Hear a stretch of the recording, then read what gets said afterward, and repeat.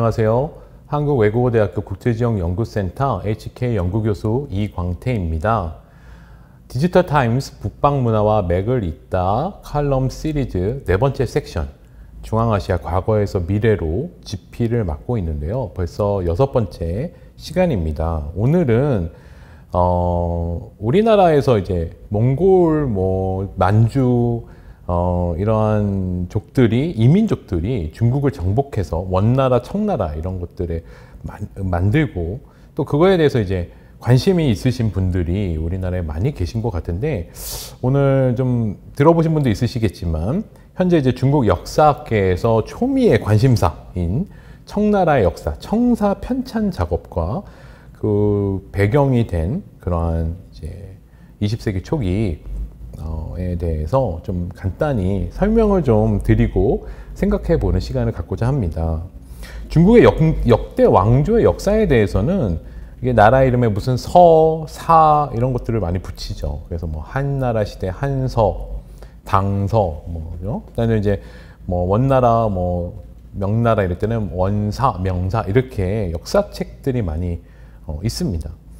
그래서 이제 청나라의 역사에 대해서는 이제 당연히 청사로 있을 것이다 생각하시는 분들이 많으신데요. 청사가 아직 없고요. 청사에는 원고를 뜻하는 고자를 붙인 청사고의 형태만 남아 있습니다. 이게 왜 그러냐 하면 완성이 안 됐다는 것이죠.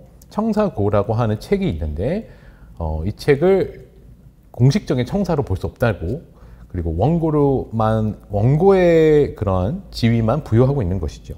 그래서 이를 완성하기 위해서 이제 현재 중국의 중화인민공화국 정부가 2001년 학계의 건의를 받아들여서 2002년부터 국가청사찬수공정, 줄여서 청사공정, 우리 그런 공정이라고 하는 것이 이제 프로젝트죠.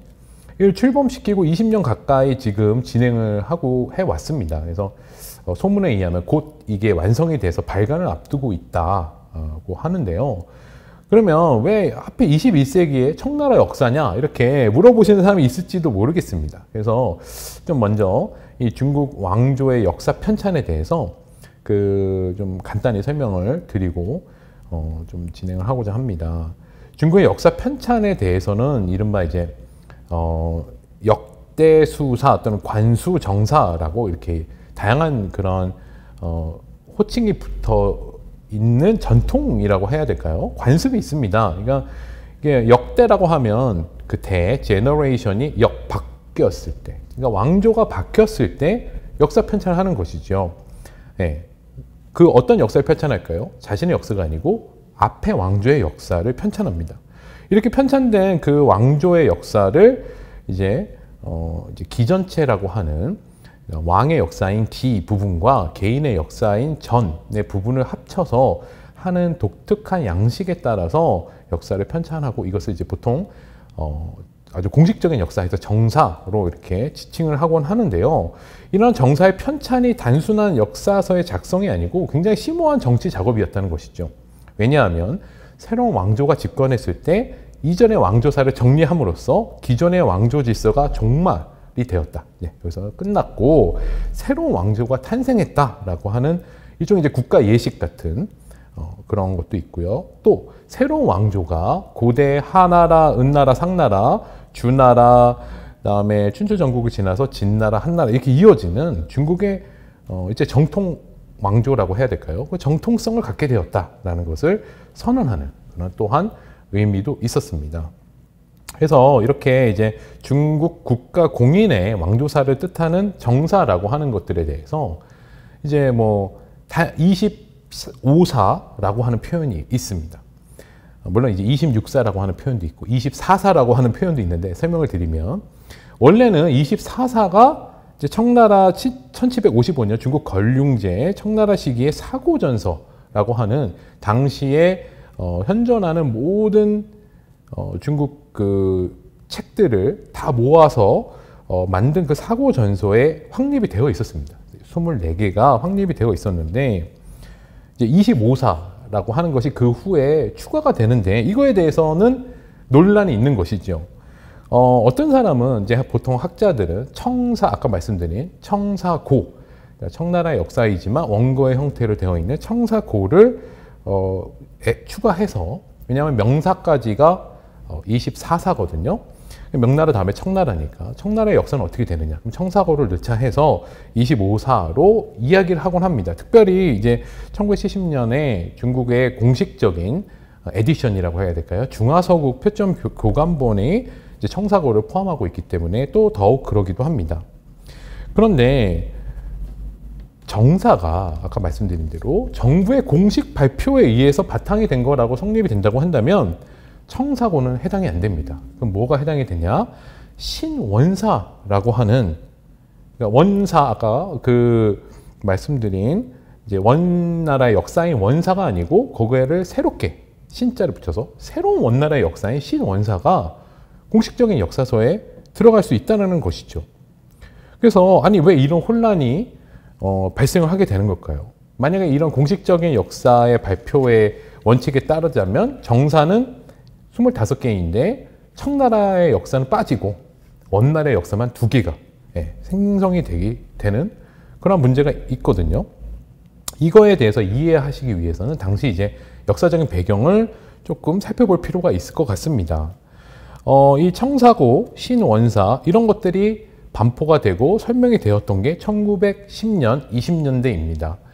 우리나라는 그 당시에 이제 1910년부터 일제 치하이기 때문에 암흑 시기였죠. 일본 식민지 시기였지만 중국에서는 1911년 신해혁명이 일어나서 청나라가 멸망하고 중화민국이 건설되는 시기였습니다. 그 당시 이제 혁명을 주도한 순원, 손문, 우리 한자어로 손문이라고 하는 순원이 신해혁명을 지도하고 또 그러한 일으키면서 성공을 했음에도 불구하고 이제 위안스카이, 우리 국사에도 많이 나오는 원세계로 아시고 계실 텐데요. 이 위안스카이가 그 당시에 중국의 북경의 청나라의 이제 대신으로서 정권을 잡고 있었고 서로 협상 과정에서 위안스카이에게 총통 자리를 내줍니다. 그러니까 위안스카이가 1915년에 불과 혁명이 일어난 지 4년 만에 스스로 황제를 선언하고 곧이어서 죽고, 그 다음에 이제 그 위안스카이의 부하들이 군벌이 돼서 서로 막 싸우면서, 그래서 싸우는 거는 실제 전쟁을 일으키면서 서로 군대와 군대끼리 싸우면서 정권이 9번, 내각이 24번, 총리가 26번 교체되는 굉장히 정치적으로 혼란한 상황이 발생을 하게 됩니다.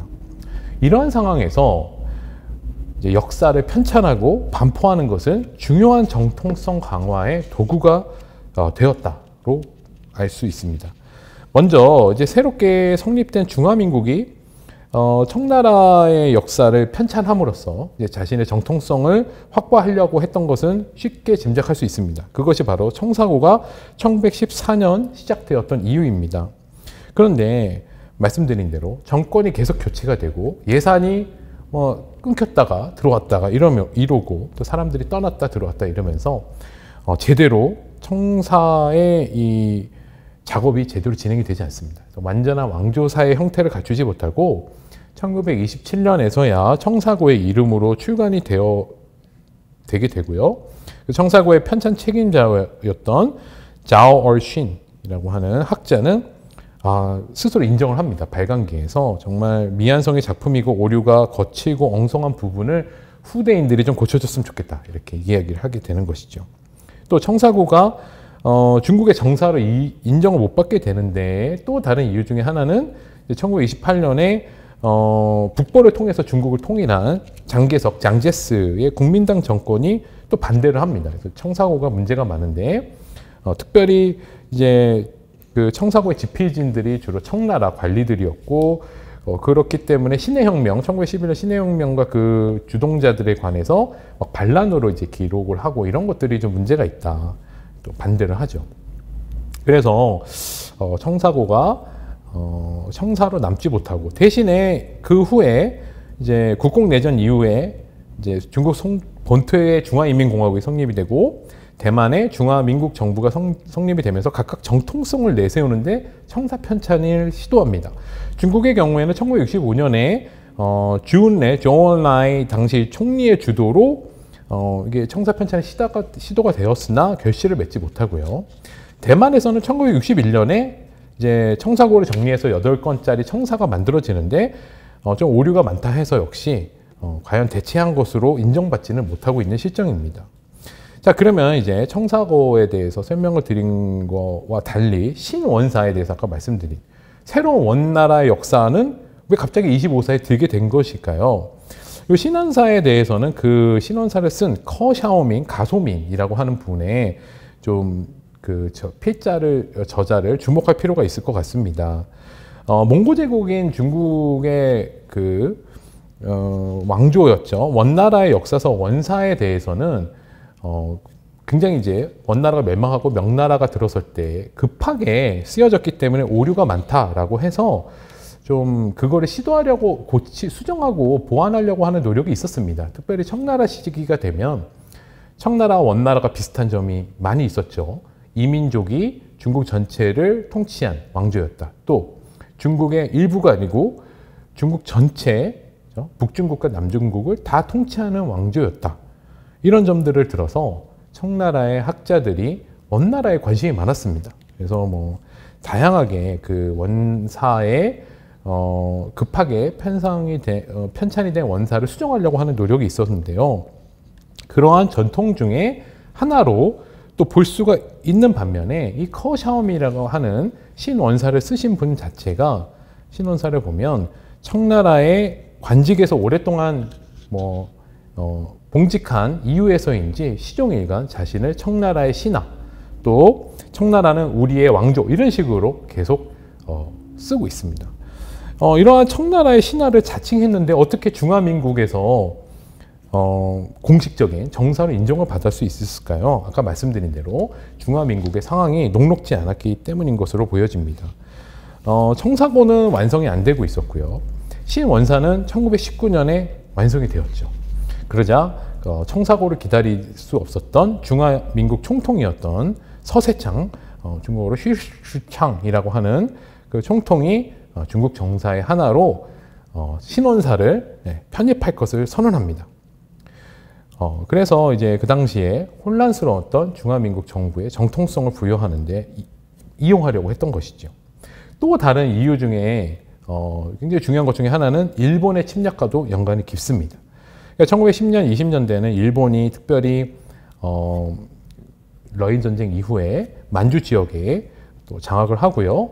그 다음에 1920년대에는 산동에도 진출하는 그런 시기였습니다. 특별히 그 당시에 군벌 중에 만주에 있었던 봉천, 펑티엔의 군벌이었던 장장림, 중국어로 짱쪼린을 지지를 했고 그런 통해서 뭔가 자신들의 입장을 지지할 중국 측 인사가 필요했던 것으로 보여집니다. 그래서 이제 커샤오민이라는 이분이 이제 청나라 신하 출신이시고 중화민국 정부가 건설된 이후에는 학자였음에도 불구하고 전혀 일본의 어떤 그런 유학을 가거나 이런 적이 없었는데 갑자기 일본의 동경제국대학교에서 1924년에 박사학위를 수여를 하게 됩니다.